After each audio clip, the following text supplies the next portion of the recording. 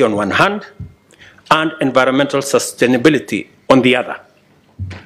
We can now agree that given the transitional imperative, it is possible for Africa to execute clean, green industrialization that can enable the rest of the world attain the net zero target as well.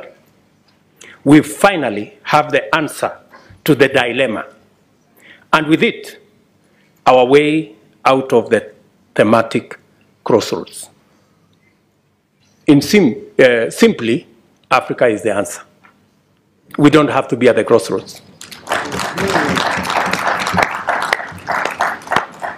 If Africa is indeed the young green continent of the future and the locus of the next industrial revolution, Africa's solutions are no longer restricted to Africa's problems.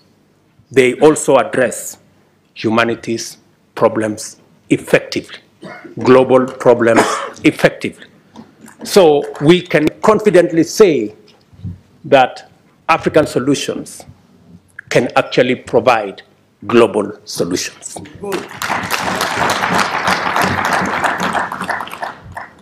Aspirations often come with a problem of implementation.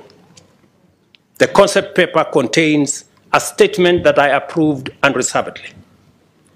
A sound policy framework should begin with formulation and end with implementation. But worldwide policy development is frequently prioritized without regard for performance. Our development partners tend to focus more on providing resources for policy development rather than implementing the policies. This situation has resulted in heaps of policy documents gathering clouds of dust on the shelves of government offices. As legislators, you are mandated not only to formulate law and policy, but also to rigorously oversee their implementation.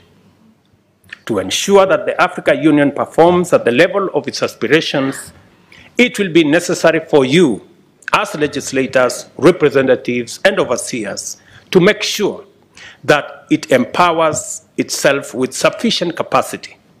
Otherwise, African solutions, Agenda 2063, the African Continental Free Trade Area, and the young, clean, green continent of the future will remain a mere pipe dream. I want to persuade you.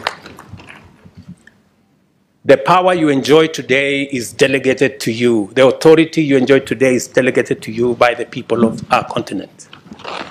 And let me remind you that the authority that you wield comes with responsibility. And responsibility comes with accountability. Our Africa Union, we have to rethink the architecture, the governance structure of our Africa Union. This parliament must provide the accountability mechanisms to make sure that all the structures of the Africa Union ultimately are answerable to the people of this continent.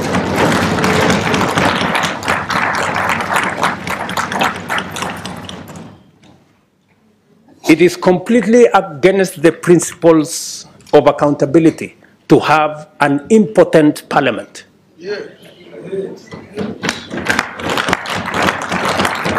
A parliament that cannot approve the budget of our organization.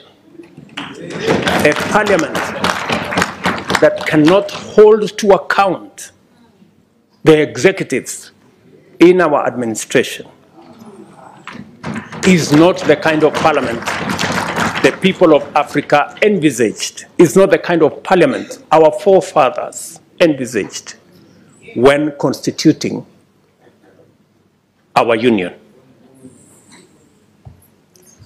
Let me also say the following,